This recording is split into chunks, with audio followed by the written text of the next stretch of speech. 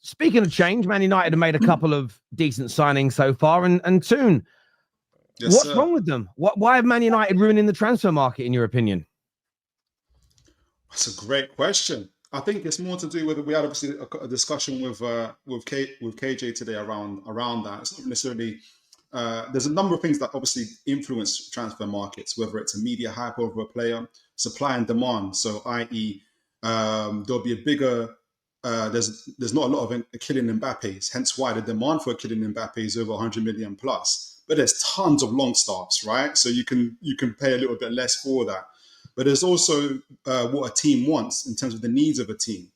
If, for instance, in the case we're talking about Mboma, we're talking about Newcastle, we're talking about Man United, and as you said yourself, Terry, when you kind of said, I think someone posed to you the question as, who from the back in the day of Man United would you put in your team? And you said you'll change every position. There isn't one position you wouldn't change, which is true. There's a lot of upgrades for Man United to do. So Man United, therefore, their need is far greater for players than it is, for instance, as opposed to Newcastle, Arsenal, Liverpool. It doesn't mean that we don't want players, but it just means that we're in a position where we can take a little bit more time. There's a little bit less leverage that any other selling club can do for us.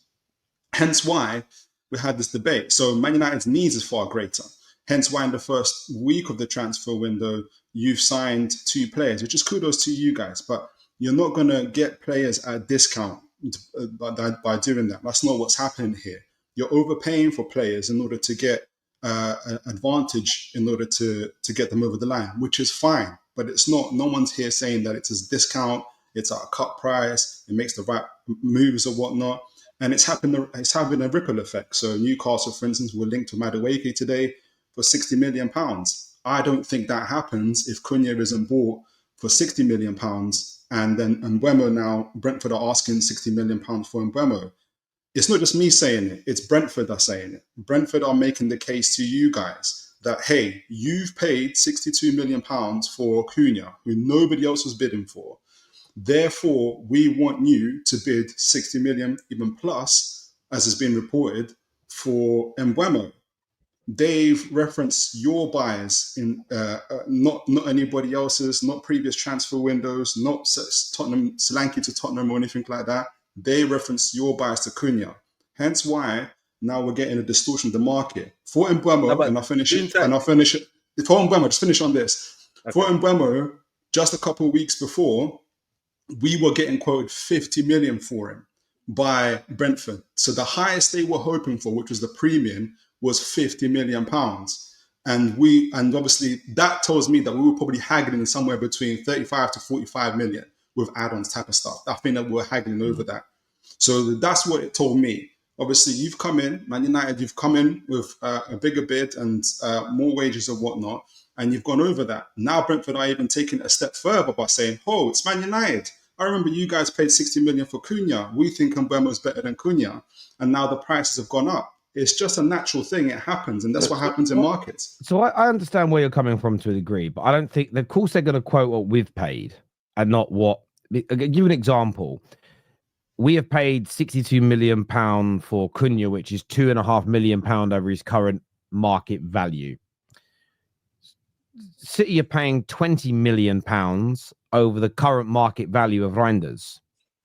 So, but the only reason that Brentford will quote what we have spent on Cunha is because they're negotiating with us. Were they negotiating with City, they would be quoting City's back to them. The thing is, I get where you're coming from, but I just don't think it's isolated to Manchester United. I had a look going back for a couple of seasons and looking at your club as an example. When you go on transfer market and look at what you paid for the Trippiers, Burns, Wilcox, Willock, sorry. No, but I disagree with that earlier point, because when, for instance, Neymar was bought for £100 million, that had a ripple effect on everybody, every other club, every other negotiations.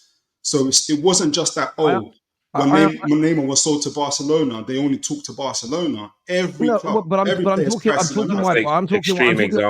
I'm talking why Brentford, though, are saying via the media, they're quoting what United have already spent because they're negotiating with Manchester United. I'm sure if Mbeumo would have picked you, Brentford wouldn't be saying, well, Man United have already paid this for Cunha. We want the same. Well, how do I know that? Because you rarely hear other clubs' names mentioned in these scenarios when they're not involved in the transfer dealing. But the point I was making is you guys have spent £456 million since 2021 on players. According to Transfermarkt, that is £154 million over the market value, which means by and large, Newcastle spent 51% over the market value for the past 4 years. So based on your own logic, like to act like, this happens a lot in history. I'm not going to explain the conflict I'm talking about. I don't want to offend anybody, but people like to take a 50, 60-year problem and go, it started 3 years ago. I think you can all understand where I'm coming from, right? This was the reason we're in this situation. And it's what you're doing now. You're taking a situation with Mbomo and Cunha and going, it's inflating and distorting the market. The market in the Premier League teams have been distorting the market ever since Blackburn Rovers in the early 90s started paying above the odds for people. Then you had Newcastle doing it. United followed suit. Then Chelsea came along and absolutely rewrote the history books on that, and everybody else followed it. The idea that suddenly in 2025, Man United are distorting the transfer market when your own club has paid £150 million above market value for players in the past 3 to 4 years to become a Champions League team, it's crazy talk. All of our clubs do it. I love a good argument. I love a good argument. I think you're using a false parallel. So you're just you're comparing apples and oranges. For instance, Newcastle's first 5 transfers players that we bought: Kieran Trippier, Dan Burn, Bruno Gomes, and Chris Wood. You tell me right now we're distorting the market value with those 5 players. That's not what's happening. You guys have bought 2 players in the opening week, in the opening 4 or 5 days of this transfer window, and you got them over the line. You don't get that by just saying we're Man United and our pool is so incredible. That's how we got these players. You get it by overpaying the premium price and overpaying for wages in order to get them off, because you have to compensate those players. You have to compensate those players. Are we paying over the odds though? So yes. Nobody. The reason I say that is this: the release clause for Matheus Cunha at £62 million has been well documented for the best part of 12 months. Yeah. I have seen, and maybe you can point me to the article 6 months or the debates. I heard some of it last summer. He signed the contract in the January transfer window, so it's 6 months. Okay. So let's say it's 6 months in. I'll bow to your superior knowledge on that. For the last 6 months. News. Okay, that's fine. Again, I didn't see that, so I'm just saying I'll bow to your knowledge on it. I'm agreeing with you. Show me the fan debates. Show me the call-ins where everybody's outraged that 62 million for Cunha is going to distort the market. Because what I saw was multiple teams, Arsenal being one of them, in January going, fucking pay it now, we'll win the league. Nobody in January was going, no, Arsenal, don't do that, because you're going to distort the market for the rest of us. So nobody did it. But I don't understand your argument. It doesn't make sense. That's irrelevant to my point. Because for me, people were saying the £62 million for a player of Cunha's level, of his performances, of his ability, seemed the fair price. Yes, they were. Now United are getting him. It seemed crazy. On Brian Mbomo. Who bid for? You're right. You're right. You're right. Let me just finish. You're right. The £50 million is the price that I've seen connected to United as well, the same as Newcastle.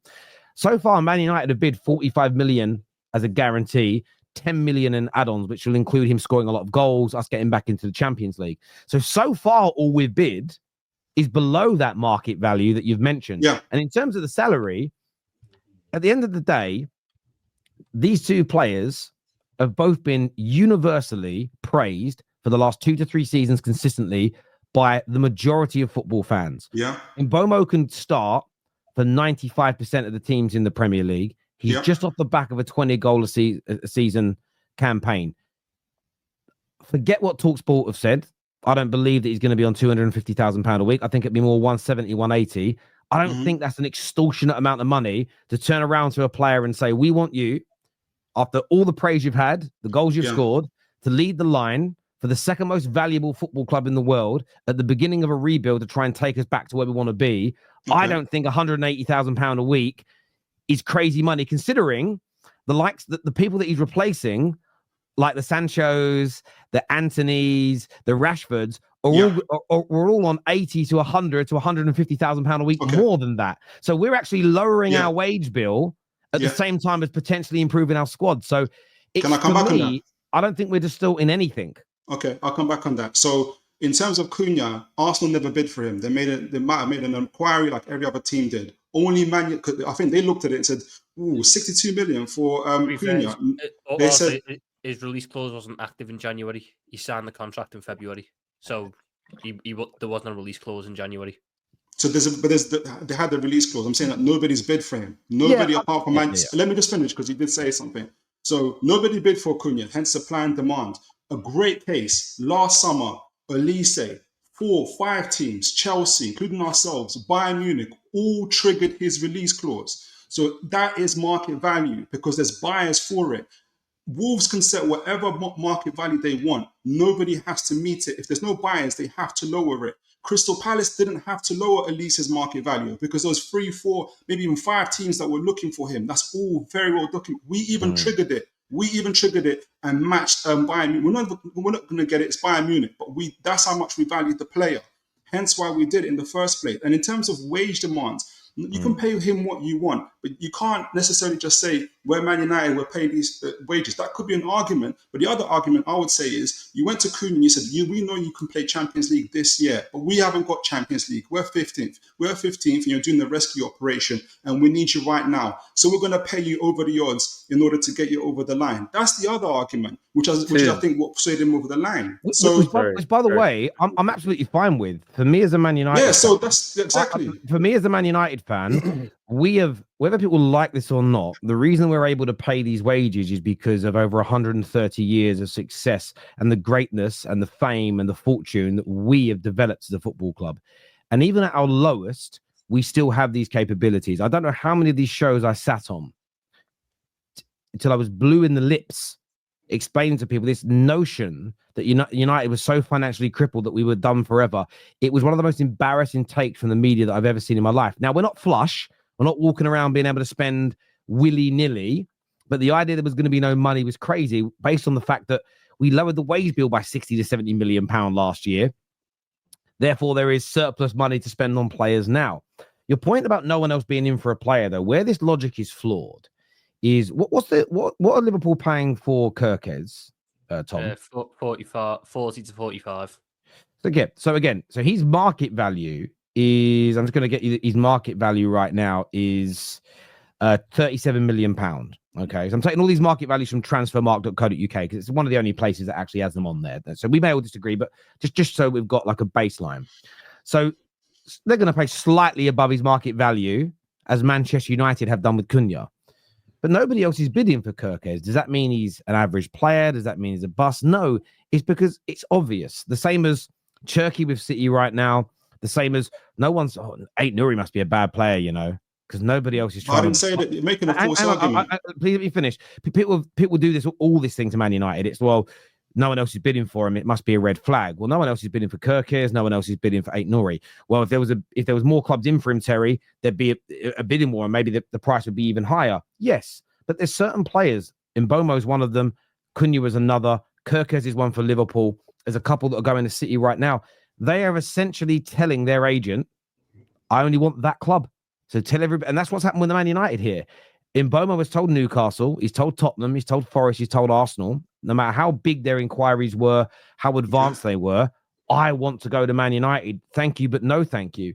So it's nothing to do with, well, nobody else is in for him, so it's a problem with the market. It's to do with the fact that Man United have convinced that player to come. Some of it is financial. I'm never going to back away from that, but all the big clubs attract people with very good finances at the end of the day. And we are still an attractive proposition to people. Rivals don't like to hear it, but I've had this conversation since 2014 on the Football Terrace and on other platforms. United lost their pool. Okay. 11 years later, people are still saying the same. It honestly is crazy to me.